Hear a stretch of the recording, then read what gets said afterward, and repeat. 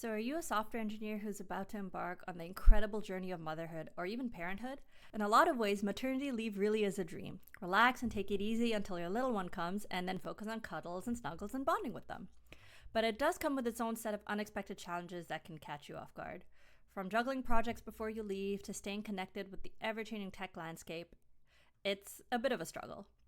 Having gone through this and still going through it, I have a few things to share about this chapter, and I hope it resonates with you too.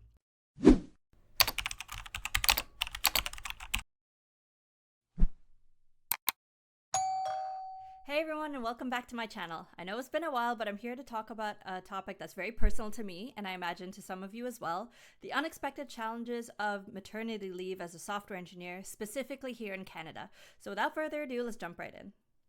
Okay, so let's start with the basics. A little intro to maternity leave here in Canada, if you will. So things might have changed by the time you're watching this, so please do check the most up-to-date policies to make sure that you're following all the rules. So in Canada, maternity leave usually lasts for new mothers up to 15 weeks, with an additional 61 weeks after that for parental leave. So that sounds great, right? But what you don't always hear about is the challenges that comes with actually taking the leave, and especially in our fast-paced tech society, there's things that are always changing. Challenge number one is the transition before you take leave.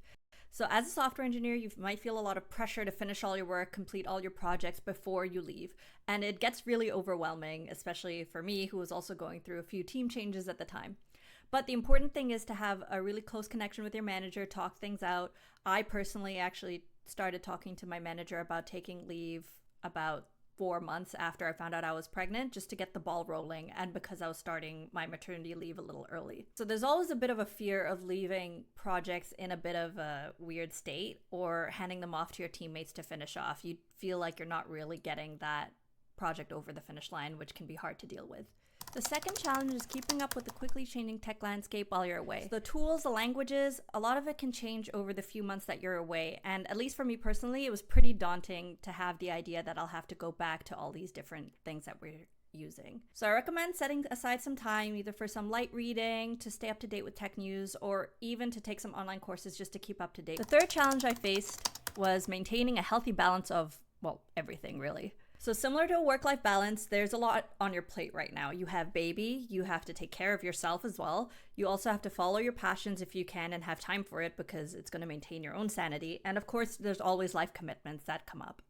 So while maternity leave is there to help you bond with your baby, it can be tough to juggle all these new responsibilities and also stay on top of all your skills and knowledge for when you do come back. Not a vacation. Naive me thought before I went on maternity leave that, at least before I gave birth, that it would be a vacation, but it's not. There's a lot of prep to do, there's a lot of work to do, and then when baby is born, you're going to spend probably 95, 97 even % of your time focusing on bonding with your baby and taking care of them. So set aside some time to focus on yourself, your passions, your skills, and obviously the rest of your family and your friends and having a social life. Similar to work-life balance, try to balance everything for your own sake as well. And then comes reintegration, the fourth challenge. So for me, this actually hasn't happened for me yet, but something that I'm kind of nervous about going back is reintegrating and picking up where you left off, because most likely I won't be at the same level as when I left off. I've had a lot of time away.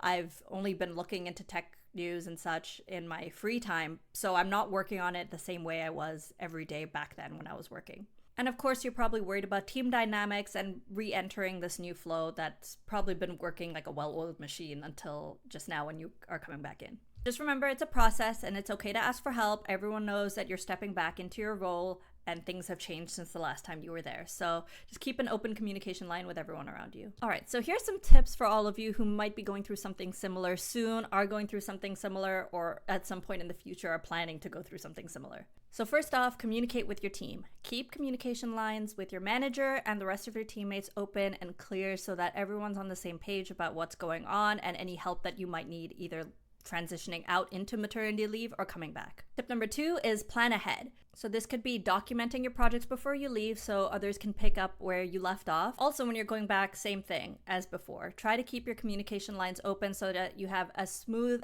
of a transition as possible when you're coming back into work. Also, try to talk to your manager about flexibility, whether it's with working hours or even working remotely. Tip number 3, stay connected. So whether that's staying a part of a tech community or keeping up to date with tech news or doing some courses, some reading and whatnot, as I mentioned before, try to stay connected with your skills and try to keep upgrading them as you go, at least where you find time, because obviously your first priority is your baby. And finally, set realistic goals for yourself. Don't be too hard on yourself. It's a big life change. It's a new chapter. There's a lot of changes that are going on.